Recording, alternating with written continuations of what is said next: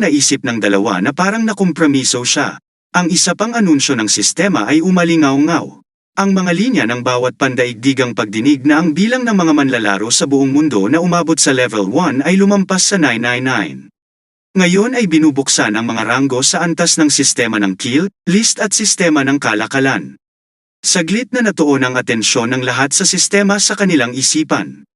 Ang mga antas ng ranggo ay nagtatala ng kabuuang 900 sa 79 na tao at ang isa na unang nireranggo ay walang iba kundi ang pangalan ni Yuan Feng. Sa sandaling iyon, ang atensyon ng 5 Yuan ay natawag din sa 5 malalaking karakter sa tuktok ng listahan ng antas kung saan si Yuan Feng ay unang na-rank, biglang napabulalas sa pagkabigla.